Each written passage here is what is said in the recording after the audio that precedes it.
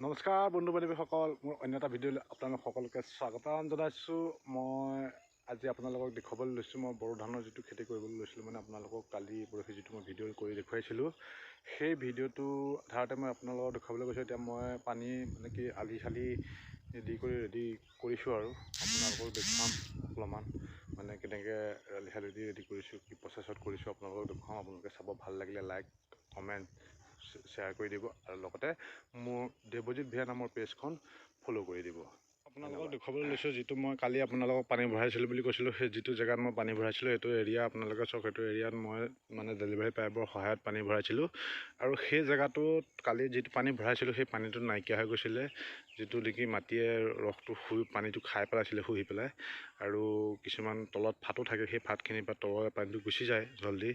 আৰু সেইকাৰণে আজি আকৌ ৰাতিপুৱা মই আকৌ ডেলিভাৰী পাইপ দি আকৌ পানী ভৰালোঁ। পানী ভৰাই হাল বাই দিলোঁ, হাল বাই দি পেলাই এনেকৈ ৰাখি থৈছোঁ বস্তুটো, কিয়নো ইয়াৰ মাটিটো কেলৈ অলপ কঠুৱা হৈ আছে, মানে কি টান হৈ আছে, শুকাই পেলাই টান হৈ আছে। কালি ৰাতি বৰষুণ দিছিলে যদিও ইমান ভিজা নাই, সিমান বৰষুণ পৰা নাই, আৰু সেইকাৰণে পানীটো বেছি খাইছে আৰু পানীটো তললৈ গুচি গৈছে, কিয়নো তলত ইমান মানে তললৈকে গভীৰতালৈকে মানে আপোনাৰ টান মাটি নাই যে পানীটো তললৈ নাযাব। ইয়াত আৰু অলপ তললৈ গ'লে মানে কি দেহাত তলত খান্দি দিয়াৰ লগে লগে আপোনাৰ বালি ওলাই যায়, সেইকাৰণে পানীটো অলপ বেছি খায়।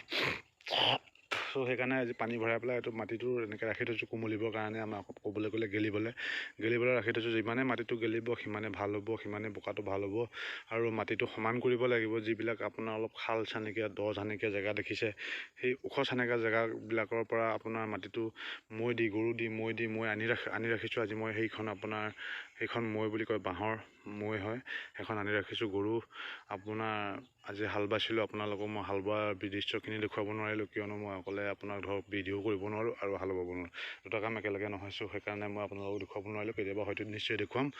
আৰু আপোনালোকক মানে কি এইখিনি আনি থৈছোঁ, মৈ দি মাটিটো বামৰ পৰা দলে আনিব লাগিব। আৰু এতিয়া মই আগৰ যিখিনি পুৰণা যোৱা বছৰ মই কৰিছোঁ বুলি কৈছিলোঁ এই দৰা মাটিতে, আৰু আপোনাৰ যিখিনি পুৰণা আলি আছিলে সেই আলিখিনি মই এতিয়া মানে দুইটা পাৰ কাটি দিছোঁ।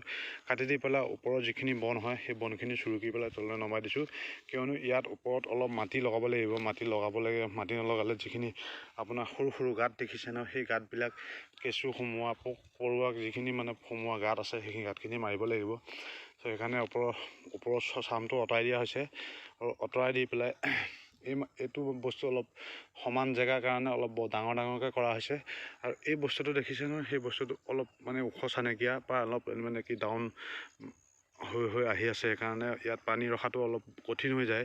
সেইকাৰণে আলিবিলাক অলপ ঘনাই দিব লাগিব, আলিবিলাক ঘনাই দি ধুনীয়াকৈ কৰিব লাগিব। আৰু আগতীয়াকৈ মই আলিবিলাক চঙাই লৈছোঁ, কিয়নো এনেকৈ দেখিছে আলিটো মই আগতীয়াকৈ এনেকৈ উঠাই লৈছোঁ, কিয়নো মানে বোকা দিয়াৰ পিছত যদি আলি দিয়া হয় হয়তো অলপ প্ৰব্লেম হ'বও পাৰে। মোৰ ভাৱনা বেলেগৰ ভাৱনা কি নাজানো, অলপ প্ৰব্লেম হয় মানে অকল বোকাৰে যদি আলিটো দিয়া হয়।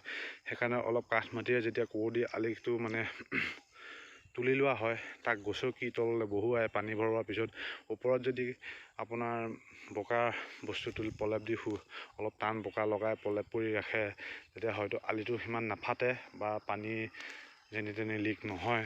মানে নহ'লে আলিখিনি ৰ'দৰ তাপত বেছিকৈ শুকাই গ'লে ফাটি যায়, আৰু পানীটো আপোনাৰ ৰাখিবলৈ অসম্ভৱ হৈ পৰে, যেনি তেনি লিক হৈ যায়, মাৰিবলৈও অসম্ভৱ হৈ যায়।